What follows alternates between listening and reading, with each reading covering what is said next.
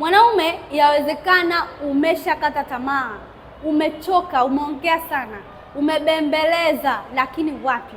Umeenda mpaka kwa wachungaji, umeenda mpaka kwa mapadri, umeenda mpaka kwa wazee, umeenda mpaka kwa wasimamizi wa ndoa, lakini bado mwanamke akusikii. Ndo kwanza ni kiburi, ndo kwanza ukimwambia kitu kidogo tu ukimkoromea anaenda kwao. Yani yeye ni mtu wa kwenda kwao, yani yeye kwao hakukauki, kitu kidogo tu anakimbilia kwao.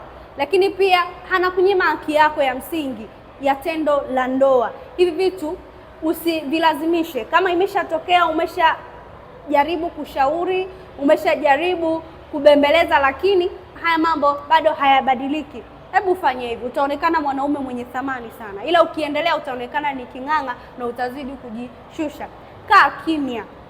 Unachotakiwa ni kukaa kimya, usilazimishe. Fanya kama hakuna kitu kinachoendelea, wewe kaa kimya. Huyu mwanamke kama ni anakupenda atabadilika mwenyewe, kwa sababu ataona wivu, atajua kabisa huyu amekaa kimya, kuna sehemu anapata. Lakini anaweza kaondoka kabisa. Kama ni mtu ambaye hakupendi, anaweza kaondoka kabisa.